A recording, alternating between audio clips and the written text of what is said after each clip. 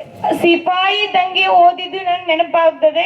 ಇದು ರೈತ ದಂಗೆ ಅಂತ ಹೇಳಿಕ್ ಇಚ್ಛಾ ಪಡ್ತಿದ್ದೀನಿ.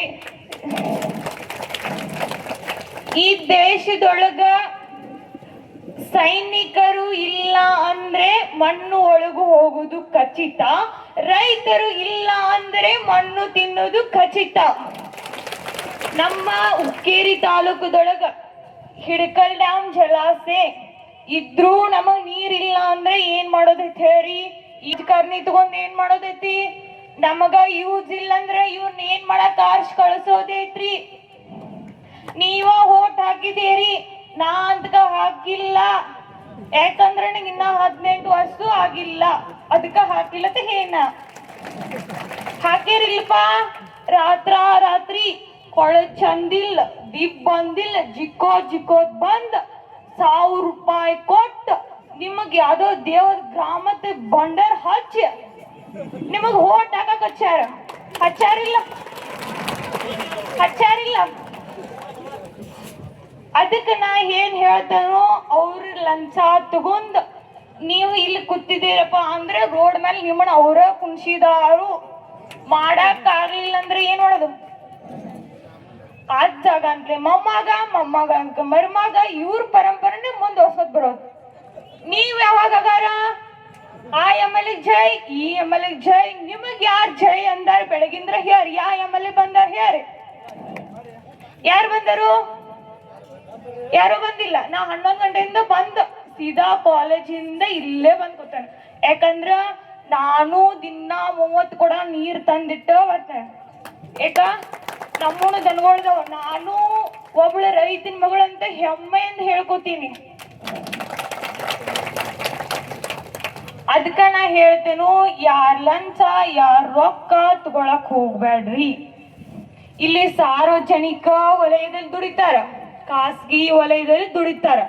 ಯಾವ್ದಾದ್ರು ಅನ್ನ ಹಾಕೋ ವಲಯ ಇದ್ರ ಅದು ಕೃಷಿ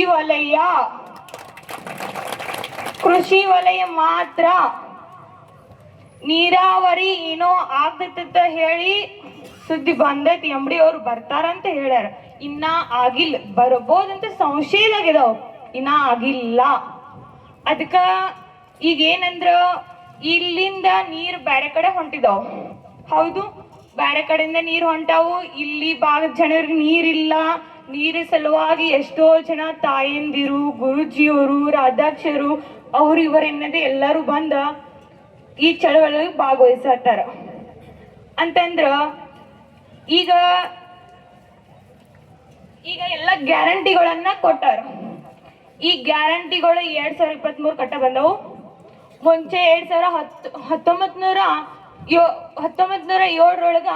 ನಾಲ್ವಡಿ ಕೃಷ್ಣರಾಜ ಒಡೆಯರು ಮಂಡ್ಯ ಮತ್ತು ಮೈಸೂರು ಭಾಗದ ಆ ಕಡೆ ನೀರಾವರಿ ಮಾಡ್ಯಾರ. ಬೆಳಗುಳದ ಕಾವೇರಿ ನದಿಗೆ ಅಣೆಕಟ್ಟನ್ನು ಕಟ್ತಾರ. ಅಲ್ಲಿ ಬಹಳಷ್ಟು ಜನರಿಗೆ ನೀರಾವರಿಯನ್ನು ಅವಕಾಶನ ಕಲ್ಪಿಸಿದಾರೆ. ಅಲ್ಲಿನ ಜನನ ಏನ್ ಮಾಡ್ತಾರಂದ್ರ ಜಗಲಿ ಮ್ಯಾಲ ಇಟ್ಟು ಪೂಂಜಿ ಮಾಡ್ತಾರಂತ ನಾಲ್ವಡಿ ಕೃಷ್ಣರಾಜರನ್ನೆಲ್ಲ ನಾ ಕೇಳಿದೀನಿ.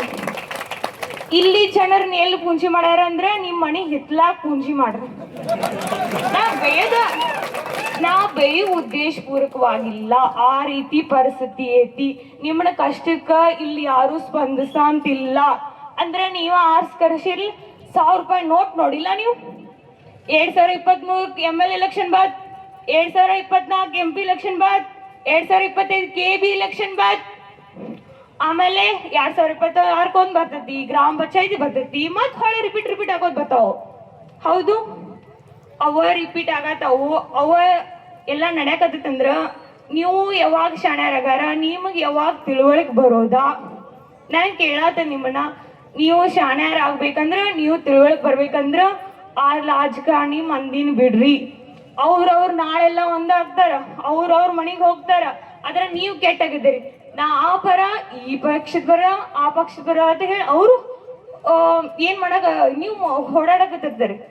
ಆದ್ರೆ ನಾಳೆ ಅವರೆಲ್ಲ ನೀವ ಕೆಟ್ಟ ಆಗೋರು. ಎಷ್ಟೋ ಜನ ಮಾತು ಬಿಟ್ಟಿದ್ದೀರಿ, ಆ ಪಕ್ಷದವ ಈ ಪಕ್ಷದವ ಅಂತ ಹೇಳಿ. ಅದಕ್ಕ ನಾನು ಹೇಳ್ತೀನಿ ಎಲ್ಲಾರು ಒಂದೇ ಇದಾರ. ಅವರು ನೀವು ಮೊದಲು ಒಂದಾಗಕ್ ಹೋಗ್ರಿ.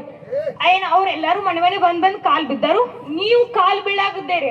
ಯಾಕಂದ್ರೆ ಅವ್ರಿಗೆ ಓಟ್ ಹಾಕಿರ್ತೇಳಿ ನೀವ ಕಾಲ್ ಬಿದ್ದೀರಿ. ಅವ್ರೇನ್ ಎಲ್ಲಾ MLA ನಮ್ಮ ಮನಿಗ್ ಬಂದೊಂದ್ ಕಾಲ್ ಬಿದ್ದಿಲ್ಲ, ನೀವ ಬಿದ್ದೀರಿ.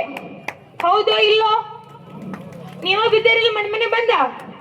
ಓಟ್ ಹಾಕಿರ್ತೆ ನೀವ ಹೇಳಿದಾರ, ಹಾಕ್ಸಿದಾರ ನೀವ, ಅವ್ರ ಜೈಕಾರ ಹಾಕಿದವ್ರು ನೀವ, ಎಲ್ಲಾ ಮಾಡಿದವ್ರೆಲ್ಲಾ ನೀವ. ಮತ್ ಇಲ್ಲಿ ನಿಮ್ಮನ್ನ ತಂದು ಕುಣಿಸಿದಾರ ಯಾರ? MLAಗಳು.